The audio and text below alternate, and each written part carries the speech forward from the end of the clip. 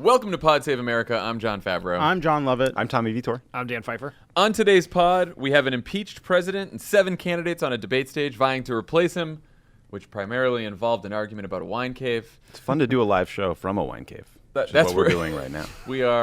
There's glittering stuff everywhere. I don't know what it was. Chandeliers, that's what it was. Crystals. So we're going to get into all of it. But first, you have all officially raised $2 million for Fair Fight through over 50,000 donations over the last few months. That is, the guys applauding. Hundreds of people for clapping. you. Because of what you did, there will now be voter protection teams on the ground in 20 battleground states across the country to make sure that every voice is heard in 2020. And as we head into the new year, we just wanted to make sure all of you understand how much friends of the pod and friends of all of our Crooked Media shows accomplished over these last few years. So if you go to crooked.com/impact, you'll see a report called Is That Hope I Feel, which shows some of the amazing ways you've all contributed since we started this whole thing a couple of years ago. So thank you. Thank you. Thank you. Thank you. Now get back to work. Lastly, quick scheduling note. Next week, you'll get a holiday mailbag episode from Dan and me. You'll get a New Year's resolution episode from Tommy, John, and me. And then we will all be back in the new decade for some more pods. Is it definitely the new decade? Dan, we did this yesterday, too. It's very frustrating because as Dan knows, there was no year zero. As Dan knows. Really, As just Dan is surely aware. thanks for triggering. I thought we sorted out this zero thing a couple thousand years ago. Yeah, well. Okay. We are going to mostly talk about the debate last night, but I do want to start with the biggest news of the week, and maybe the year. On Wednesday, Donald Trump became the 3rd president in history to be impeached. In fact, he holds the record for the most votes ever acquired on an article of impeachment at 230 for abusing his power. There were 197 no votes. I do not think he'll be bragging about that record. Did anyone make the popular vote joke on Twitter? Yeah, 3 or 4 dozen blue check marks. You know, I saw this stat and I just was thinking, okay, so more people voted for the impeachment of Trump than voted for the impeachment of Clinton. There never was an actual vote on the impeachment of Nixon. And I assume when Andrew Johnson was voted to be impeached, there were just fewer members in the House. Yeah. Right? Thanks, wet blanket. Just saying. I mean, it's like, all right, you beat Clinton. Take but the win. I'm just saying, like, obviously he's more impeachable than Bill Clinton. That one was iffy at best. The second article, the obstruction of Congress article, passed 229 to 198. That's because Jared Golden of Maine, Democrat, decided to vote for abuse of power against I gotta say, obstruction. oh boy, way to talk yourself into a bad political strategy, man. I mean, look, in his defense, no candidate has ever gotten in trouble for voting for something before they voted against it. I'm just imagining you go to a town hall and some Trump supporter comes screaming at you like, "Why did you do this?" Blah blah blah. And you're like, "Whoa, whoa, whoa, whoa! I did one article, but the other one, I said no. You only half hate me. I'm not doing it." Now, here's what I did. All right, there was this baby, and so I split it in half. So anyway, Speaker Nancy Pelosi has so far held back on sending the articles to the Senate, saying she wants to first know the rules of the trial and whether witnesses will be called. Mitch McConnell, who can set those rules with 51 votes, said that he doesn't really care if Pelosi ever sends over the articles. But according to the New York Times, one person who does seem to care is Donald Trump, who wants to be able to brag that he was acquitted by the Senate. That's according to Maggie Haberman's reporting. Dan, what are your thoughts on Pelosi's move here? And what should Democrats be doing in general in these next few weeks to make this trial, I don't know, successful? I think in the short term, I think it's the right move. There is no incentive to just give this to McConnell and give him all the power to just call a sham trial and end it right there. So you might as well hold it. I think there is a question about over the long term, what leverage do they have, right? Like what does Mitch McConnell need this for? When they go into the negotiations and Schumer and Pelosi are like, we want witnesses, we're not going to send the impeachment articles. And Mitch McConnell's like, fine, what's for lunch, right? And so, but I think right now, like, there's no point in just sending it to him and taking that off the table. So we can at least, over the next several weeks here, have the conversation about how Mitch McConnell, with the help of, I don't know, to pick some senators out of a hat, Cory Gardner, Martha McSally, Susan Collins, are rigging this trial for Trump, right? They're covering up his crimes and not letting the public have a hearing about it. So that's at least a conversation that we can have because she held back the articles. Yeah, I mean, John Bolton can go on NPR this morning to complain about Trump's North Korea policy, but he can't testify before the Senate. Give me a break. I'd love to see this folded into a cover-up message. I don't know if it'll work. I don't know if it's sustainable. I don't know if a bunch of House members will get squishy, but it would be real depressing to see this go over to the Senate and for McConnell to just kill it. It's McConnell said something in an interview about this, which is that he expects the vote to be largely partisan, and that largely was doing a lot of work because if he expected his caucus to be fully united, he wouldn't have said largely. And so I think it's really less about McConnell than it is about four vulnerable Republican senators, and whether or not this is gonna be one of those moments where they demonstrate a tiny bit of conscience, or one of those many more frequent moments where they do not. And beyond that, I guess we don't really know right now. It is just less about McConnell and more about people like Mitt Romney, Cory Gardner, Susan Collins, and others. Yeah, I think Kamala Harris laid this out quite well in an op-ed she wrote for the New York Times, which is these senators have to make a decision. Are you going to vote for a trial, or are you going to vote for a cover-up? And that's what Democrats should be saying about all these Republicans, and that's what you should be saying, especially about Susan Collins, who has to face voters in 2020 in a purple state. And same thing with Cory Gardner and all the other senators we just mentioned. Look, I do think, like Tommy, like you were just saying, these Republicans are worried about what happens if John Bolton testifies and if Mick Mulvaney testifies before that. There's a reason why they don't want these witnesses to go before the Senate, because even if ultimately they know they have the votes to acquit Donald Trump, which I'm sure they do, even if they lose a few Republican senators, John Bolton and Mick Mulvaney getting up there and reminding everyone, because we've been talking about process for so many weeks now since we've moved away from the actual crime itself, reminding everyone that Donald Trump did in fact do this crime, that he did in fact abuse his power, and those are two witnesses who were directly involved and talked directly to Donald Trump about this. I don't think that's gonna. They're clearly afraid of that, right? Do you think they're afraid of the politics of it, or they're afraid of Trump's reaction to allowing that to happen? Probably both. I think they're afraid of the revelations. Yeah. I think that he probably told Mulvaney and Bolton to hold the aid back until we do the investigation into Biden. I think it was probably that direct. I mean, remember, support for impeachment and Donald Trump's support for impeachment was at its highest, and Donald Trump's approval rating was at its lowest as the news was breaking and as the new revelations came to light. It started tightening up as we got into this whole, and Republicans did a good job of this, just talking about process in the impeachment trial itself. I think when there are new revelations about wrongdoing, it is bad for Donald Trump. We have seen that already. And so they clearly want to avoid that. Like, if I was in McConnell's shoes, right, and Trump was a reasonable human being, like, what you would want is the trial that looks the most like a real trial without being one, right? So that's like, we're going to have some witnesses, and we'll let, Fiona Hill or one of these other people testify, and we'll take Mulvaney because he'll probably lie under oath, and not Bolton because he may not.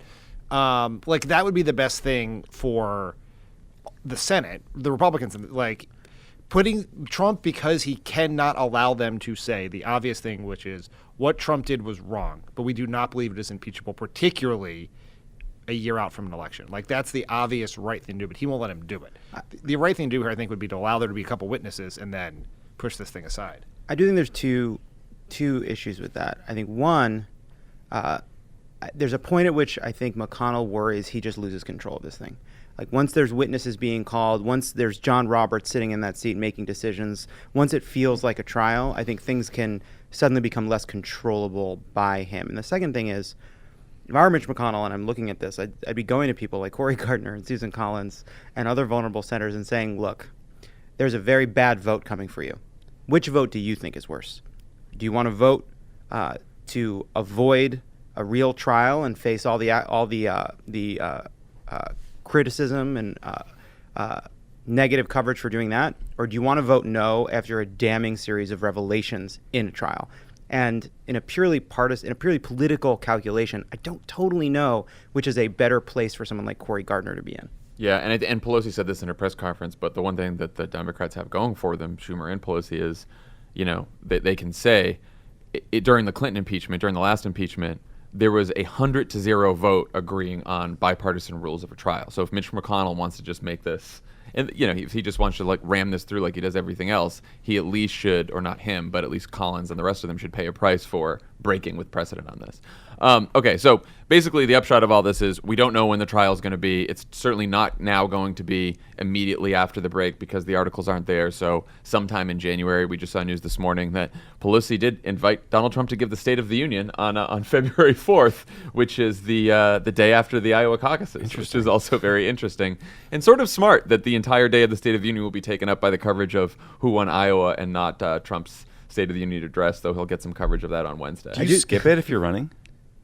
Oh, I don't know. If you're Cory Booker and you have a great finish in Iowa, do you not go right to New Hampshire and you go watch the State of the Union? I think you take that red-eye flight to New Hampshire because they offer them now. Yeah. And you campaign in New Hampshire, then you come home to the State of the Union and then go back that night. It's an hour and a half stand flight, up and yeah. you yell, "You lied," and then you just Yeah, that's Yeah, right. because you want to do media. You want to do do State of some- the Union media, Yeah. right? Do some sweet MSNBC hits. Yeah. Get that action. throw to Willie. All right, Throw a barnacle. let's talk. Wow. Let's talk about last night. 7 Democratic candidates met right here in Los Angeles for the last presidential debate of 2019, hosted by Politico and PBS. Joe Biden, Bernie Sanders, Elizabeth Warren, Pete Buttigieg, Amy Klobuchar, Tom Steyer, and Andrew Yang. So we have some clips of the most notable exchanges between the candidates that we're going to get to, but none from the first hour of the debate, which I thought was pretty friendly, pretty substantive. What did you guys think of this debate overall before we get into some of the feistier moments? I'll just say that I think it was one of the best debates I've ever seen amongst Democrats. Ever. And at first, it wasn't clear that was what was going to happen because there were some odd choices to kind of, there's a difference. Let's go to break. Yeah, that which bugs is me. very PBS. And I know we're like, I hate this partisan food fight. I hate this political food fight. But it's like, wait, where's my food fight? Wait, I'm hungry. Yeah, throw some mashed potatoes. I felt like Elizabeth Warren has had these very strong, solid performances, debate after debate after debate, and this debate felt like everyone kind of met her at her level. I thought each candidate was as strong as they've been in a debate all year, and so it just made for a very kind of like taut and strong set of exchanges throughout the night. I thought the stakes felt higher because of the fewer number of candidates on stage, because every exchange between the candidates was between 2 candidates who were legitimately in the running for this, right? This was not a situation where it was like Tulsi Gabbard attacking Buttigieg or John Delaney attacking Elizabeth Warren, where the only thing that really mattered in the immediate context of the election was how the person attacked responded. And here, we'll go through all these exchanges, but the stakes were higher for both of them, and then the 2 candidates who I think are further out from having a chance, Steyer and Yang, didn't attack anyone. So where there was conflict, the conflict I felt consequential in a way it has in some of these other debates. Yeah, everybody's pretty good. It was a good debate. Like, it was well moderated. To Lovett's point about the commercial breaks, like, it wasn't just that we wanted a food fight, right? Like, they were talking about USMCA, and then all of a sudden we moved on, and we didn't hear what everyone thought. That wasn't because of a commercial, but we moved on. It was strange. Pete was talking about court reform, and no one really got to respond on that. So there were some moments where I was like, I wish we dug in on that. But I thought everyone was good. My headline would be, Pete took some heat. Klobuchar, I thought, had a hell of a How long you work night. on that one? There was no real 8 seconds ago I wrote it down. There was no real ground broken against Biden, which is strange. Like, the only sort of revelatory thing about Biden was that he opposed the Afghanistan surge, which Or would Bernie, probably help again. him. Bernie again too. So, like, if you view those 2 as very strong, no one made progress against them. But it was a tough night for Pete because a couple candidates decided to just come for him, including Klobuchar.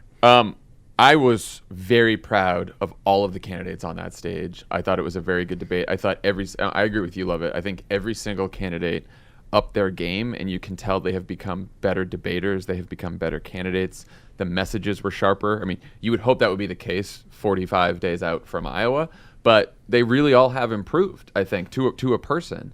And I think they not only, were good in the exchanges with each other, but they made pretty strong cases for themselves and their candidacies. So I was happy to see it, because I think the stakes were also raised a bit because, in voters' minds too, with impeachment happening this week, and also us knowing that, he's probably going to be acquitted, but it sticks in your mind that Donald Trump is out there as the opponent, which I think in some other debates, it's sort of like fallen into the wayside, and there hasn't been much mention of Trump at all. And there were a lot of exchanges that we're going to get into, but at least in those first couple questions on impeachment, on the economy, on some of the other issues, you started hearing these Democrats make a case that they would make on a stage next to Donald Trump, not just about each other, which I thought was somewhat hopeful. The debate ended better than it started, because there is no question that is more pointless than why haven't voters agreed with you more. Oh, terrible. Like Drives me asking crazy. presidential candidates to be sociology pundits is so dumb. But after that, I think it got much better, and they delved into some issues around, education for kids with special needs and other things that have not been touched on in other debates that I thought was really good. Yeah. All right, we were more than an hour into the debate when shit started getting real. And Elizabeth Warren called out Pete Buttigieg for hosting a fundraiser with wealthy donors in a Napa Valley wine cave. Let's play the clip. The mayor just recently had a fundraiser that was held in a wine cave full of crystals and served $900 a bottle wine. Think about who comes to that. He had promised that every fundraiser he would do would be open door, but this one was closed door. We made the decision many years ago that rich people in smoke-filled rooms would not pick the next president of the United States. Billionaires in wine caves should not pick the next president of the United States. Mr. Mayor, your response. You know, according to Forbes magazine, I am literally the only person on this stage who's not a millionaire or a billionaire. So if this is important, this is the problem with issuing purity tests you cannot yourself pass. If I pledge never to be in the company of a progressive Democratic donor, I couldn't be up here. Senator, your net worth is 100 times mine. Now, supposing that you went home feeling the holiday spirit, I know this isn't likely, but stay with me, and decided to go on to PeteForAmerica.com and give the maximum allowable by law, $2,800. Would that pollute my campaign because it came from a wealthy person? No, I would be glad to have that support. We need the support from everybody who is committed to helping us defeat Donald Trump. Pete brings the heat. Oh my goodness. Let's start here. Why do we think Warren chose to highlight this particular line of attack in the first place? So she was the one who brought this up. She raised this. What was sort of the strategic thinking, do you think, behind this? It's vivid. It's the only thing people are writing about, talking about, going to remember from that exchange, right? It's not hard to imagine a wine cave full of crystals and $900 bottles, and it speaks to the way Pete is running his campaign versus big structural change. Now, I thought that his response was probably strong, that we don't need to unilaterally disarm. And he's right that there is a bit of hypocrisy if you fundraised from these same individuals in your Senate campaign, and then Warren transferred $10 million to her presidential campaign, and now is attacking him for doing the same thing. But ironically, Pete there is setting up his own purity test on campaign finance reform, which is kind of the problem with trying to make progress on these issues. How's he setting up his own purity test? Because he's saying, because he is attacking her for not always having been perfect on campaign finance issues by saying, you used to raise money from the same people and donors that I do today. Yeah, I mean, I think she very clearly went into this debate thinking, I've been getting the shit kicked out of me because we've been only talking about public option versus single payer and my varying and evolving positions on Bernie's plan versus my own. The core of my campaign will be based around corruption. This is a place for me to make a positive argument about myself and a negative argument about Pete around, money and influence. I think this was a tactical error on Warren's part. I think, look, I would very much, one of the reasons I would be excited for Warren or Bernie to win the nomination and therefore the presidency is I think it could fundamentally change the role of money in politics and break Democrats' addiction to a small class of billionaires to fund our elections and build a true grassroots fundraising base. Like, I think that is the right direction for the party to go in the long run. I think in this case, I don't think anyone knows what a wine cave is. Like, this is one of the rare examples. Wine cave has been a Twitter thing for the last 2 days since these pictures came out. It's been a thing that all of the anti-Pete folks have been tweeting about. And I think this is one of the first times I've seen Warren give in to the demands of online political virality to pick the wine cave. So that's one. Second, she didn't, I think, draw the next line, which is why, depending on the type of people who can pay for $900 bottles of wine to fund your campaign, has a negative policy consequence for people. Right, like that. Which she's done many times before very well and very effectively. Right, and she did not do it on the stage. And then the third thing she brought up, but that didn't close with, that I think is actually a better argument, is she has a policy that she will not make political donors ambassadors. They will all be. And she got that in on like the third She got it retort. right. Right. Yeah. And that is, I think, and Pete has previously, as everyone else on that stage, has refused. Well, at least I don't know about Bernie, but everyone else has refused to make that same commitment. That, to me, is a stronger, more substantive argument, which is that her government is not going to be staffed by the kind of people who buy access to politicians via a $900 bottle of wine. And so, like that, I thought that the hit did not land, and Pete was incredibly well prepared for it, and she has a vulnerability there. And we know the press would rather cover Elizabeth Warren's hypocrisy than anything else. Yeah, it's interesting because what Pete was trying to do was say that her purity test was about, oh, you don't want rich people giving money to campaigns. And that's not true, right? That's not her test. What she said, and she said it later in her retort, is, I don't sell access to my time, right? And the reason that she's decided to do grassroots fundraisers and forego these high dollar fundraisers like Bernie has is that the more time you spend with all these rich people, then they're going to ask for favors later, and you should be spending time calling people who are giving $5 and $10 and meeting people at rallies. And I think that's a strong argument, you know? But she sort of let Pete make it about, oh, you don't want rich people giving you money? Well, like, I'll give, you've had rich people giving you money in the past. What do you guys think about Pete's rejoinder about electability, which is to say we shouldn't unilaterally disarm an election this big? I wonder if the pundit class of voters in Iowa in particular will be.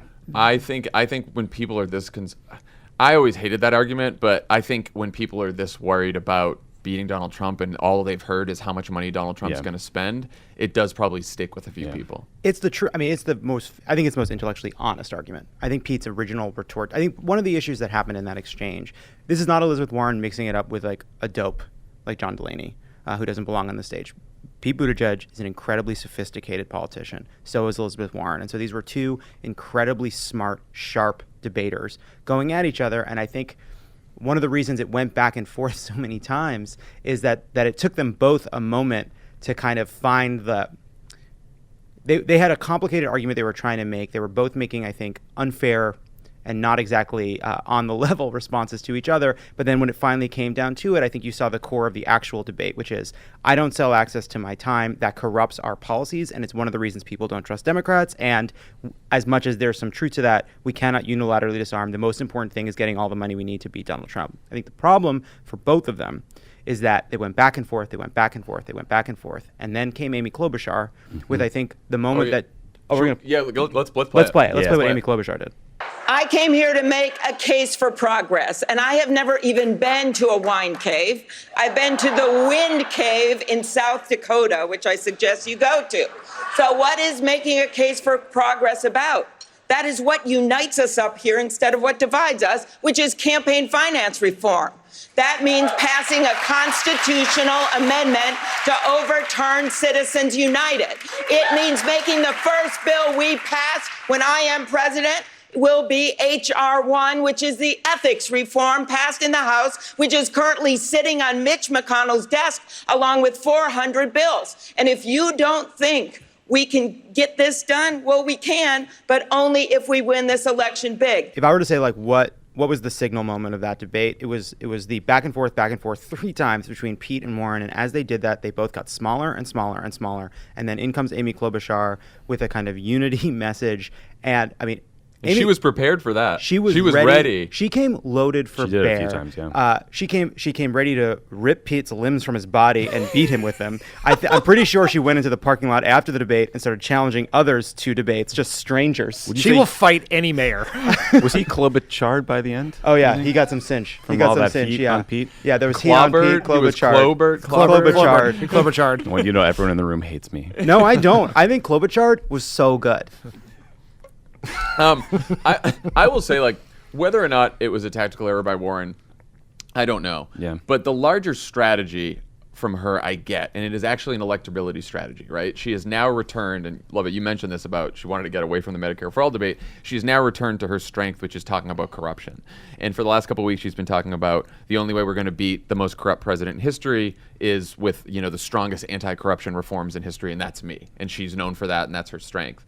And what she's saying about Buttigieg is, if we want the strongest contrast in the general election between a corrupt president and someone who's not, we can't have a person on stage who's selling all their time for money and who's had all these lobbyists and all this kind of stuff. And so she wants to draw that contrast. So I think that idea in general is a smart strategy from her. Whether it was smart to do it on that stage and not exactly be prepared for Pete being super prepared, as he always is, for these things, that I She can't didn't tell. close the loop, right? There was a way to end it and say, look, you run your campaign however you want. What I believe is the best way we're going to beat Donald Trump is we have to have someone standing on that stage next to him who does not raise money the exact same way Donald Trump does, right? There was actually a couple. It's why I think even though it is true, as Tommy famously said, Pete took some heat. While it is true that across the night a lot of people came for Pete, there were some key moments where right when they were about to land, I think, a really hard punch, they didn't. That happened with Warren in this exchange. That happened with Amy Klobuchar when she was about to basically say, you didn't win in Indiana, you only won in South Bend. But it was like almost like just right about to hit, and he just evaded. Same thing happened when he reminded people he would have nominated Anthony Kennedy to the Supreme Court. Again, didn't take a hit. Why didn't she do that? So as much as I actually thought Pete, for the most part, took the onslaught well.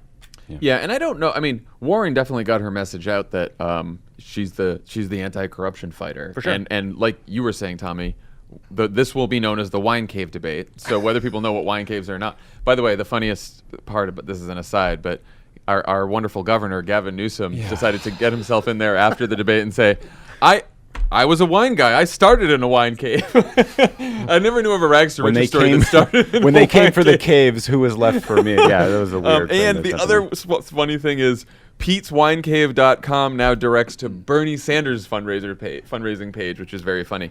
That's not the last of the wine caves. I think we will be hearing about that is weeks. correct. It's just so funny. It's Pete and every other non-Warren Sanders candidate has been raising money in huge mansions and absurdly expensive restaurants for a year now, and it was the wine cave. It's just vivid. I will say, as someone who just also hates money in politics, as we all do, like, I just wonder about a campaign staff, just optics. Like, do we need the fundraiser in the wine cave? I know. And you can see why this. Just a thought. You can see why this pisses Pete off so much, because he was like, I was the fucking mayor of South Bend. Do you think it's easy to raise money as a 37-year-old gay mayor of South Bend? It is not. What he's done is extraordinary, and they're rightly hammering him for it. It's like, if you're going to give money to Pete, do you need to be feted in a wine cave? Now, here's another thing. Do you need that, rich people? And just give the money. And obviously not important, but I presume a wine cave is windowless.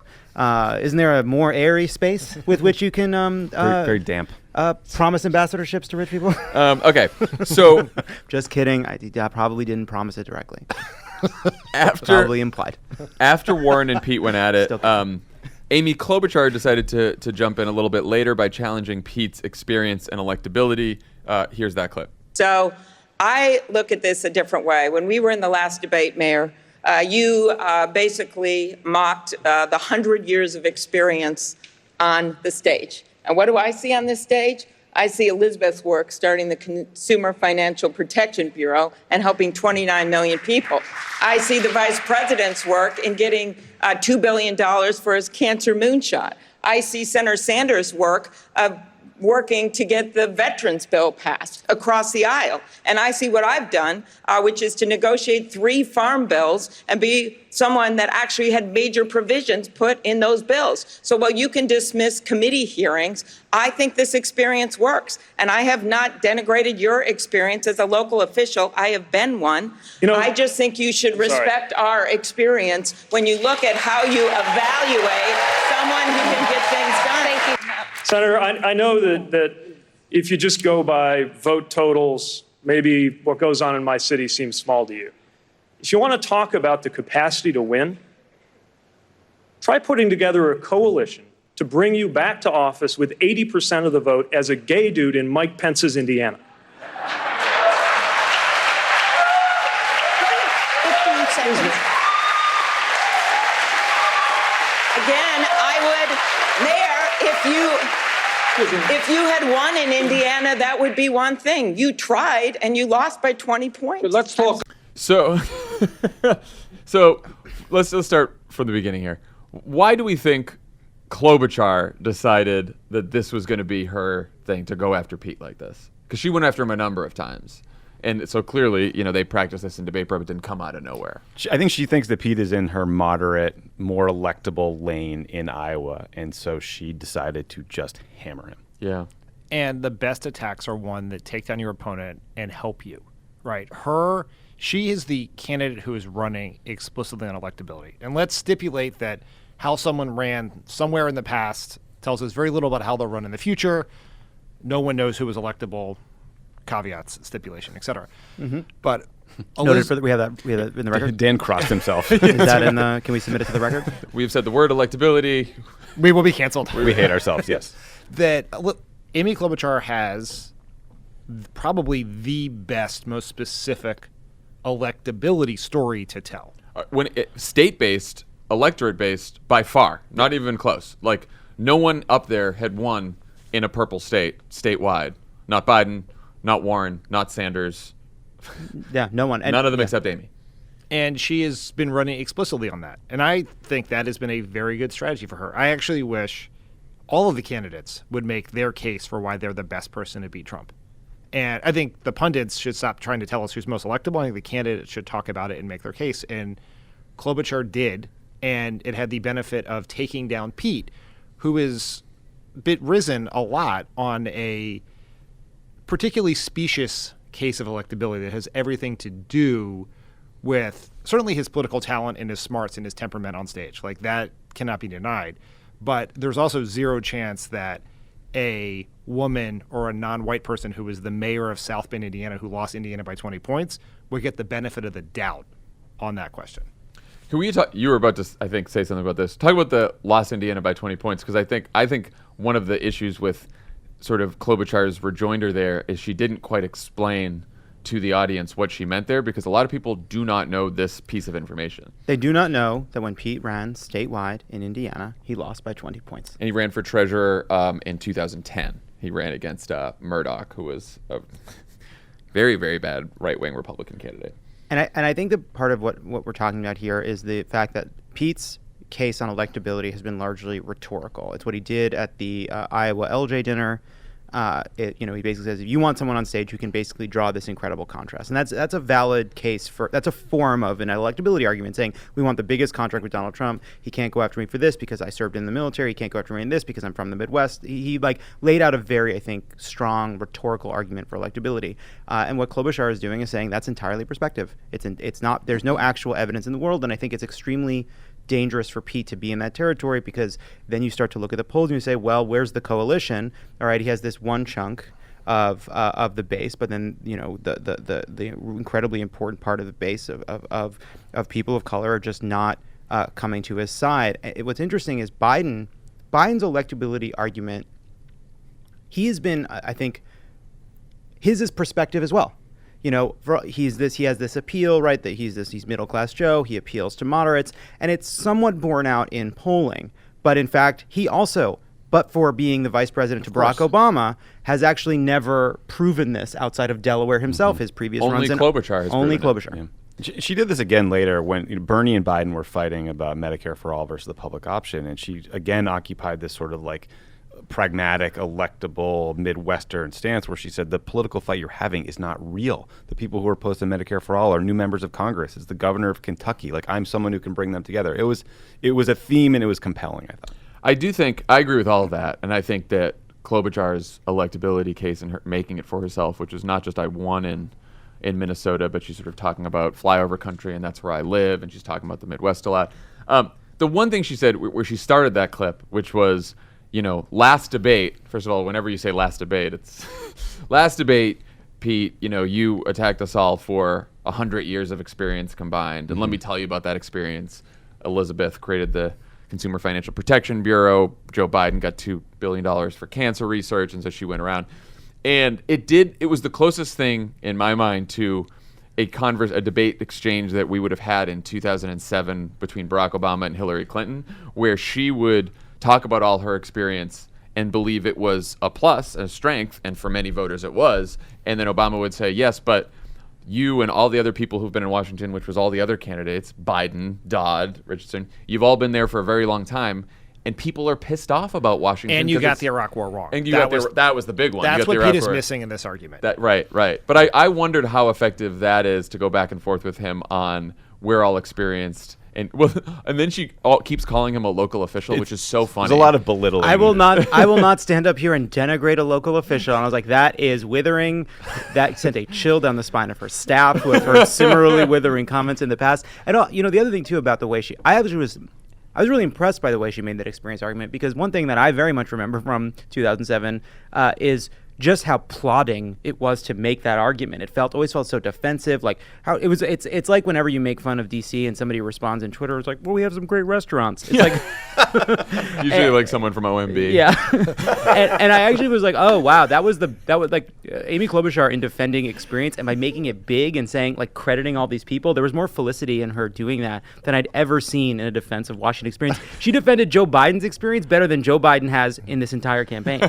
John, that joke was such a deep cut. It was in 2011. You sent over a draft of the State of the Union to someone in OMB, and they replied with a note that said, "Please stop mocking Washington." No, Barack Obama was going on the road after the State of the Union, and he was in like Montana or something, and he said, "Boy, it's great to be out of Washington D.C." And I got a note from some fucking person at OMB that said, some of us live here in Washington D.C. and we don't appreciate these attacks.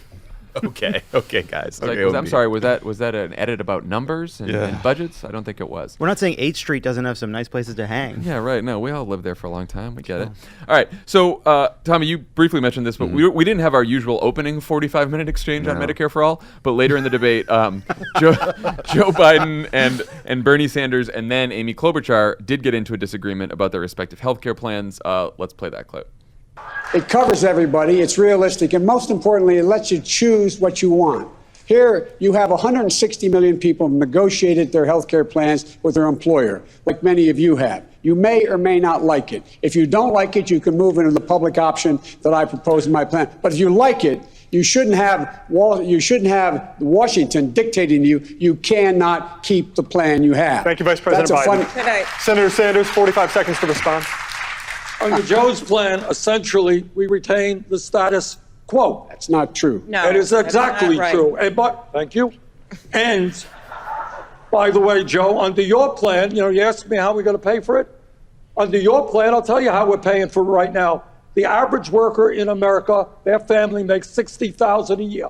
That family is now paying $12,000 a year for health care, 20% of their income. Under Medicare for All, that family will be paying $1,200 a year because we're eliminating the profiteering of the drug companies and the insurance companies and ending this Byzantine and complex administration of thousands of separate health care plans. Senator Klobuchar, I'm going to come to you. My name was mentioned. Yes, I'm going to come to you, but 45 seconds. 45 seconds for Vice President Biden. I'm the only guy that's not interrupted here, all right? I'm going to interrupt now.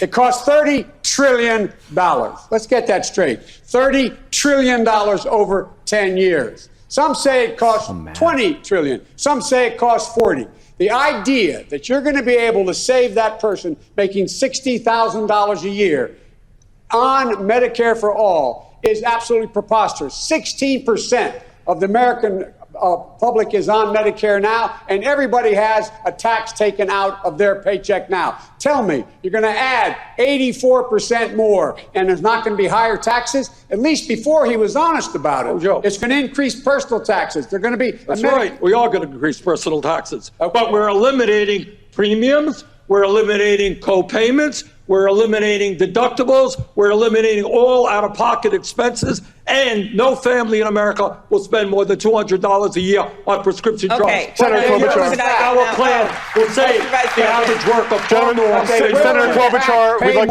like to hear from you. Okay. Senator Klobuchar, premiums or guys, hey. It's the first time I did this. Okay, that's true. I'll say this. First of all, Bernie, I promise when I am your president, I will get our pharmaceutical bills done. And we have worked together on this time and time again, and I agree with you on that. But where I disagree is I just don't think anyone has a monopoly on bold ideas. I think you can be progressive and practical at the same time. That is why I favor a public option which is a nonprofit option to bring the cost down. And yes, it does bring the cost down immediately for 13 million people, and then we'll expand coverage to 12 million people. But here's the political problem. This fight that you guys are having isn't real. Your fight, Bernie, is not with me or with Vice President Biden. It is with all those bunch of those new House members, not everyone by any means, that got elected in that last election in the Democratic Party. It is with the new governor, Democratic governor of Kentucky, that wants to build on Obamacare. And the way I look at it, if you want to if you want to cross a river over some troubled waters, you build a bridge. You don't blow one up. Whoo! Extensive. So, it's interesting, right? Because we've had this debate many times. That was, I think, one of the sharpest versions of it. I want to just note that Amy Klobuchar took that moment to moderate the debate herself, which was, I think, a good move for her. Here's the thing that's frustrating about the way Joe Biden debates about healthcare is that we all pay for our healthcare.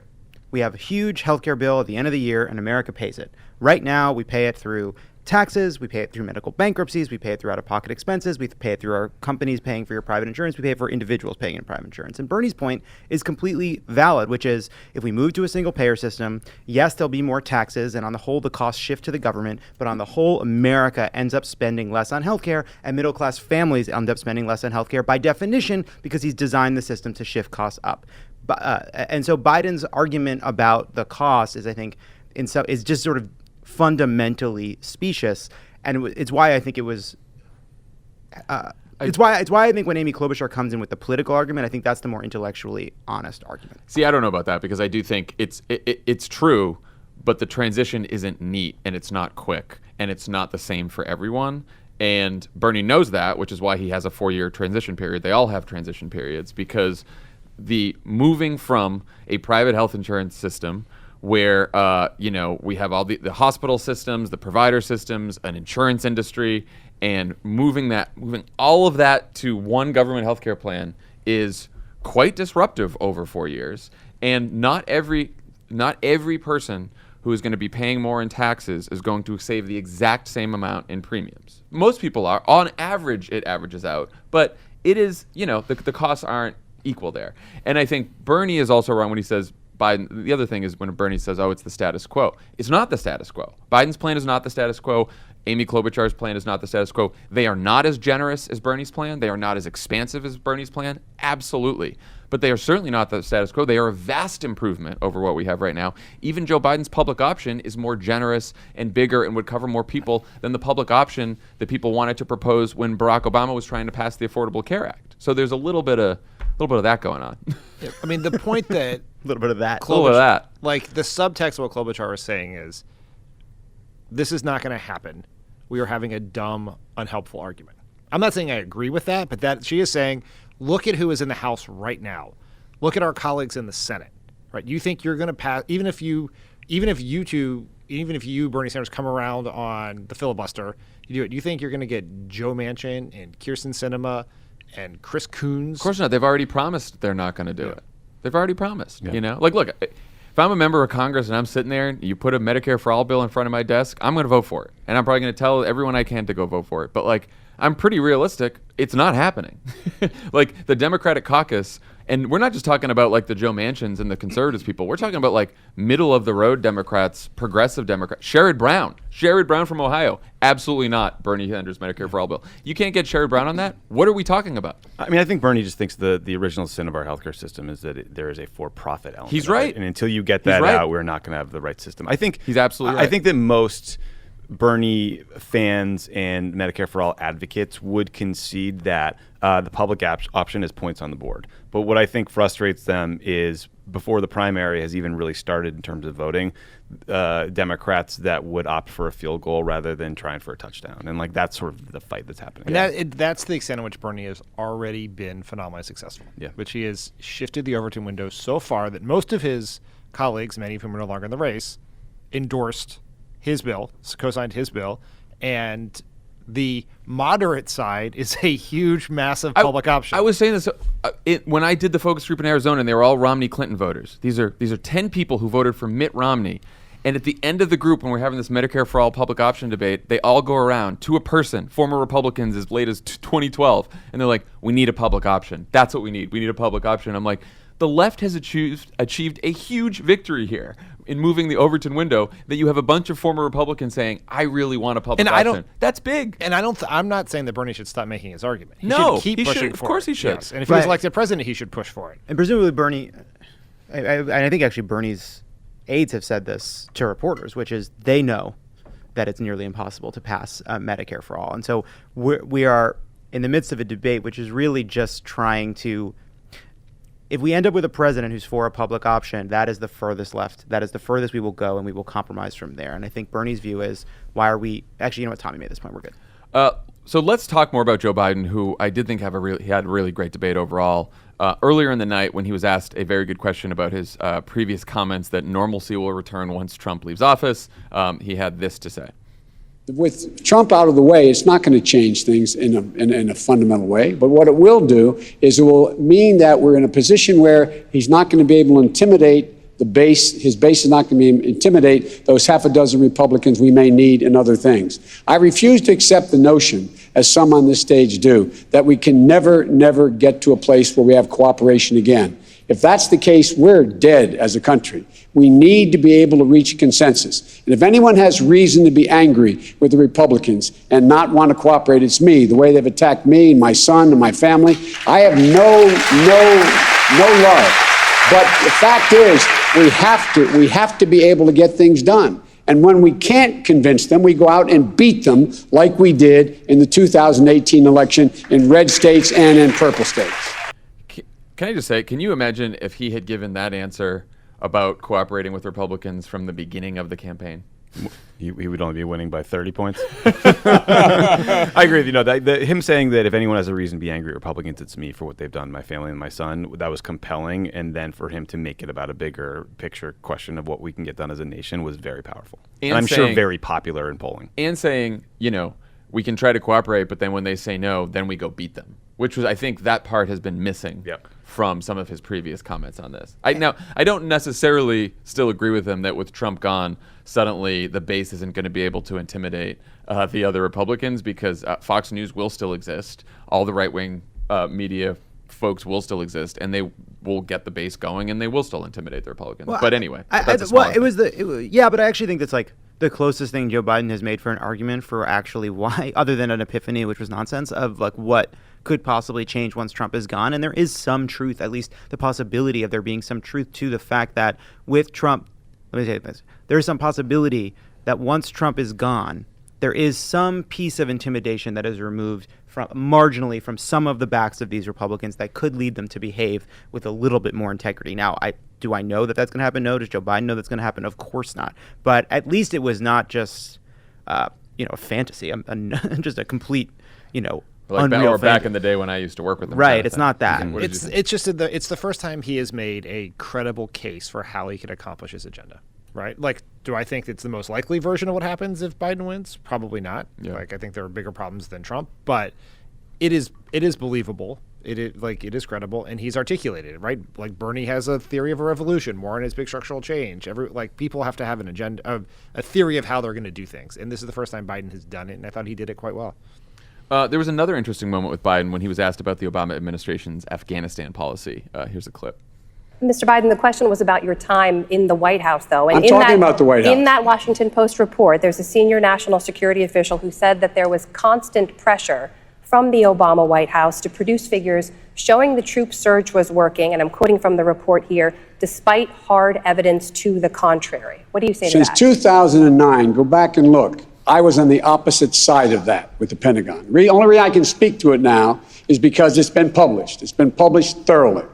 I'm the guy from the beginning who argued that it was a big mistake to surge forces to Afghanistan, period. We should not have done it.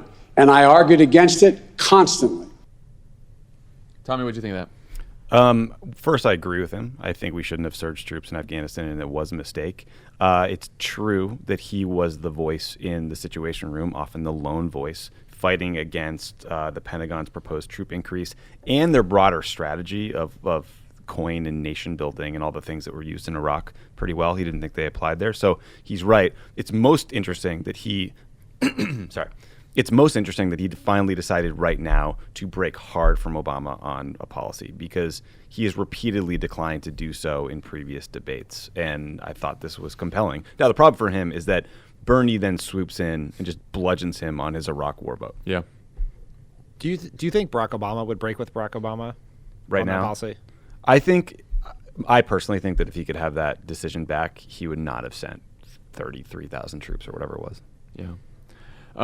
Speaking of Obama, our old boss was brought up in another question where the candidates were asked about his recent quote that women are better leaders than men and old men need to get out of the way. Here's how the two women on stage, Elizabeth Warren and Amy Klobuchar, responded. It is not just about numbers. It's about what you get done. And that is my argument. If you look at the poll at the state that knows me best, and that is the state of Minnesota, it showed in the state that Hillary had her lowest margin of victory, it showed that I beat Donald Trump by 18 points. I beat him with men more than anyone on this stage. So I think what matters in this election is, can you bring in those rural and suburban areas, particularly in the Midwest?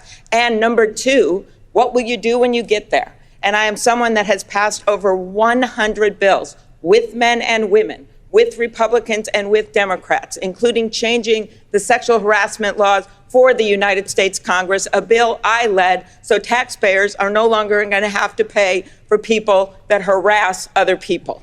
Senator Warren, you would be the oldest president ever inaugurated. I'd like you to weigh in as well. I'd also be the youngest woman ever inaugurated.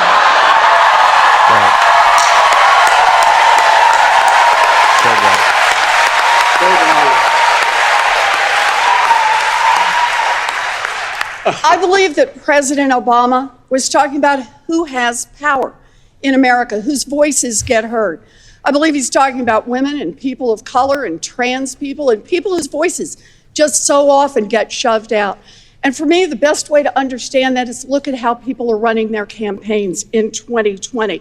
You know, I made the decision when I decided to run not to do business as usual. And now I'm crowding in on 100,000 selfies. That's 100,000 hugs and handshakes and stories. Stories from people who are struggling with student loan debt. Stories from people who can't pay their medical bills. Stories from people who can't find childcare. What did you guys think of the very different ways that both women on the stage responded to the same question? I like that Elizabeth Warren's basically, I think what Barack Obama meant was my stump speech. And the thing that was striking to me about what Amy Klobuchar said is it made me just think for a second. So so there's her unique, let me say it like this. If right now there's this question about whether Minnesota is a swing state. If Amy Klobuchar is the nominee, it's not, right? There's just this assumption that she'd do well there. And what I was actually thinking while she was giving that answer is, does her appeal in Minnesota apply in Wisconsin? Like, does she have goodwill there built from years of just being from the neighborhood? And so it's just interesting to me that she took a question about women as leaders and turned it into an argument for why she's not just...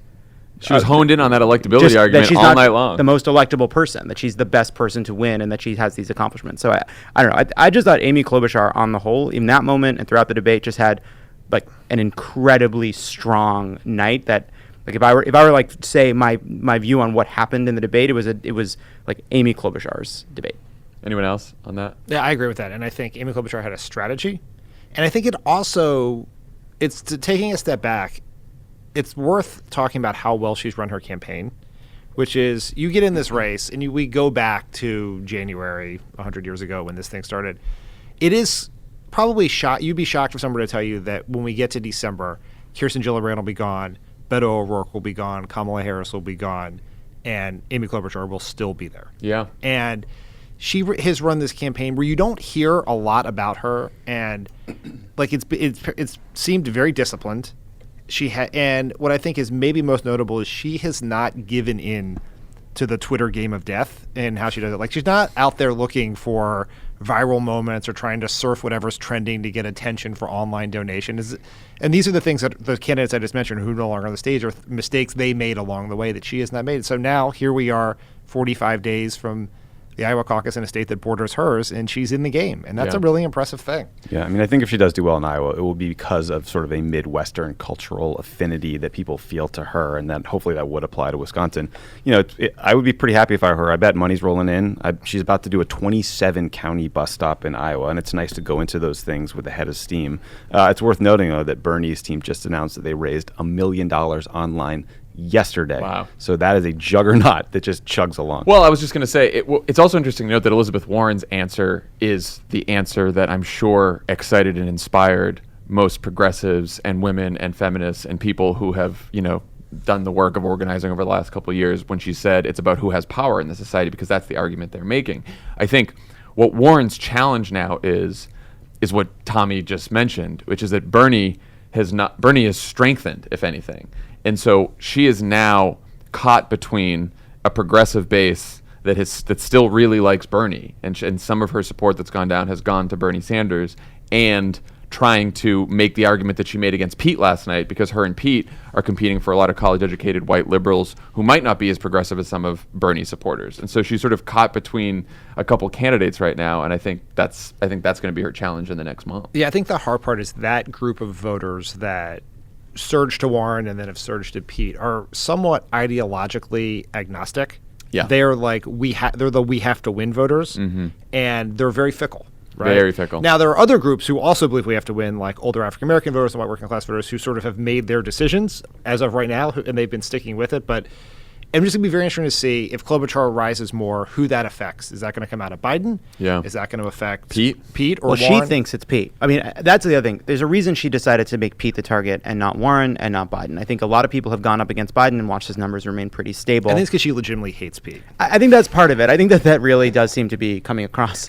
But I think she views Pete's support as soft and gettable for her. And I think also implicit in what she said about being a woman candidate, she made that point about, I do better with men than anyone on this stage. And, that to me is like, it's an important electability argument. What she's basically saying is that I know there's misogyny, I can overcome it. This is somebody pointing to the fact that misogyny has prevented the election of a female president, not just in 2016, but in our entire history. And she's saying, I have an argument about that. Andrew Yang also had quite a night. He was his usual funny self. I think arguably more human moments than a lot of the other candidates on the stage. He's just very real. And there was a really nice moment where he was asked about being the only candidate of color on stage. Let's play the clip. It's both an honor and disappointment to be the lone candidate of color on the stage tonight. I miss Kamala, I miss Corey, though I think Corey will be back.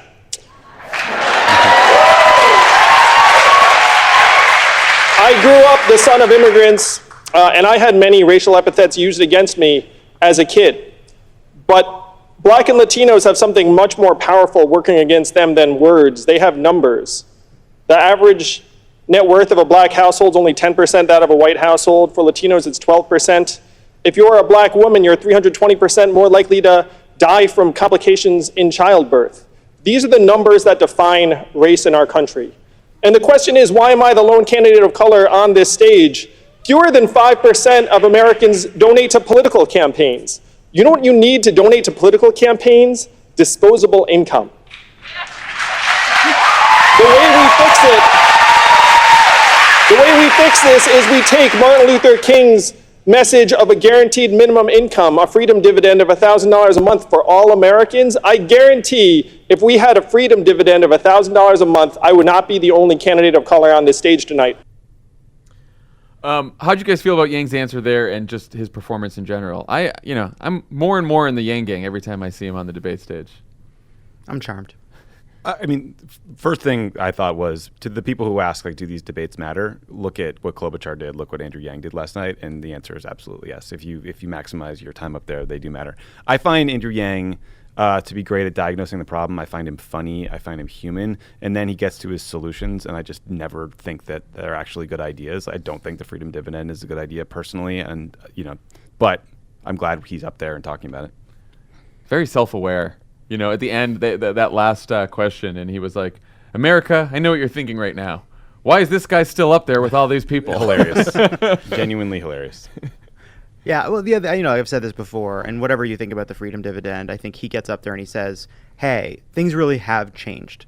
There are real I mean, it's part of the Warren's case is more about concentration of wealth, but he points to technology and other shifts in our society, and he says, look, there are really big changes that have happened that have made people's lives worse, and we need to be creative, and we need to be imaginative about how we think about those problems, whether it's AI or globalization or what have you. And I do think that willingness to be outside of the kind of consensus Democratic policy shop, I think has value. And by the way, I thought when Pete Buttigieg started running as the candidate of generational change, he would have more of that message. And I think he did when he first started. He sort of lost it along the way. It's hidden in a wine cave somewhere. I know he did it. You know what though? There was one moment that was incredibly refreshing, where for the first time, maybe in all of these debates, somebody talked about rent. Like no one, it was just rent, like the high cost of rent. Like one other, I think, sleeper issue that's not talked about enough in any of these debates, and it's something that I could see a Pete bringing up or a Yang bringing up, is traffic, and commutes and people being forced to live far from their homes and all of those kinds of. I think sometimes the debates have been on such big policy questions that we've sort of been a little bit disconnected from like the basic struggles of people's lives. Only candidate we haven't talked about, Tom Steyer. Tom Steyer and his tie. Any thoughts on Steyer last night? I thought his best moment was when he talked about Trump's immigration policy and it being about stopping non-white people from entering the country as an effort to divide us. I thought that was honest. I thought it was direct. I thought it was clarifying. I think he also had a moment where he showed he was kind of a rookie debater because he made this kind of soft attack on Pete on climate change. He's like, I wish you would talk about it more, prioritize it more, which then gives Pete 45 seconds to just make his stump speech about climate change, and you kind of gave him this gift. Like he didn't, wasn't moved too strongly either way though. Yeah, I think we just talked about how Yang can be so human. I think one of Steyer's issues is, I don't know if it was like how people have prepped him for debate, but he does all these debates, he stares like straight into the camera, and he doesn't feel as present as some of the other candidates in the debate, or is real like he's sort of like reciting his thing and everyone else kind of has their stories and stuff like that. I'm going to be harsh. Ooh. And I'm going to say, like, I appreciate that Tom Steyer has supported incredible causes, and I appreciate what he did to actually put impeachment forward pretty early. Though we took a little too much credit for that last night. He did take a little too much. There's a way in which he kind of feels like a tourist up there. Like he feels like he bought a ticket, and he did. So that is part of it. It's just sort of, especially when everyone's games were so elevated. I mean, like Andrew Yang fucking hustled to make it to that debate stage, and so did every other candidate on that stage, including the 37-year-old mayor of South Bend, Indiana. And he bought his spot. And it means he hasn't put himself through the paces, and it comes across when you're against. It's not 10 people, a few of whom are nincompoops. It's there's no. It's just a really, really strong field now, and I think his inexperience at being a politician just sort of came through. I think the less harsh thing I would say is everyone should very rightly be concerned that a billionaire can buy their spot on a debate stage, and Cory Booker and Julian Castro and those other people cannot get there. Like that is a problem in our political system. But I do appreciate that Steyer he goes up there and he doesn't attack anyone. It's true. Yeah. He's decided that he has something he wants to say, and he's going to say it. And like he had a very tiny little attack on Pete, but not really. Like he's not like Delaney or these other guys who are going up there trying to chop down these other things. And for a billionaire, former hedge fund guy, he's quite progressive, and I think it is helpful for the larger cause that you have a billionaire defending the wealth tax on national television. That's true. Yeah. Any other final thoughts on this debate before we say goodbye? I think we're all. Let me say one. No, but I like having a septuagenarian Jew up on that stage, just crushing jokes. Bernie is so. I was going to say that. He is the funniest person on the stage. He is so charming. Maybe Andrew Yang. He and Andrew Yang are the funniest people on the stage. His little retorts, like when his hand was raising, and when his hand was raised, and Biden yelled at him, and he's said, waving at you, Joe. He's got a great happy warrior vibe up there. He's really come alive. Even as he's screaming sometimes at you. And it's honestly, he just feels like he's his health, like he seems healthier and like kind of more positive. It just, you see it. Magical stent. He also is almost uncertainly the person on that stage with the best chance of being president as of right now, other than Joe Biden. Yeah, it's so funny. The conventional wisdom on Bernie is he's kind of a curmudgeon, and he's so effortlessly charming up there. And we all know the Joe Biden that you'd run into the hallway who would like give you a hug, talk for 15 minutes, and call your cousin after. He's like this gentle, kind man, and he seems so fucking edgy. Everything Warren says somehow pisses him off 10 minutes later. Like even the fact that she does selfie lines, he was mad about. He was definitely better about it this debate than others. Yeah. He's just the one thing I would work on for Biden is the defensiveness, and it has gotten better, but it's just like you can't be defensive. And honestly, it came out in hour 3, which tells me it's a guy that's just sort of, I've been standing on this fucking stage for 2.5 hours. Yeah. I do wonder on that, like, I think for someone like Pete, Pete is obviously the most, he's super prepared. He was ready for that retort with Warren. He's got all his lines. Like, he's a very good debater, but a little more warmth from Pete. We talk about likability and warmth all the time. It's a sexist thing. It happens to women too much. I would say for Pete, he could like loosen up just a little cutting bit. Too. There was a moment where I can't remember exactly what the question was, but there was a moment where he kind of showed some spleen and he got kind of very intense. And I think that's his version, and I think that was the Afghanistan. Yeah, probably. I think that was probably where it was. And when he talked about how long he had been back from Afghanistan and the war was still going on, I thought he had a good moment. But yeah, overall, I agree. Yeah, and I think Elizabeth Warren is back on message with her corruption theme too, and is probably very happy that she got out of the Medicare for All cul-de-sac there. Yeah. So. Good foreign policy questions, by the way. Good work, moderators. And Bernie saying you must be pro-Palestinian as well on a stage like that. That's a big deal. Yeah, for sure. All right, everyone. That's our last pod for the year. If you don't count the one that we're we're the couple recording ones yes. that we're doing too, but the last regular sort of pod that we're all here for. So Happy New Year, everybody. everyone! Happy holidays, Merry Christmas, Happy Hanukkah. We're saying it again. So crazy though. Thank you, Bill O'Reilly, for this legacy. Enjoy your holidays in all your wine caves. Bye. See you everyone. in 2020.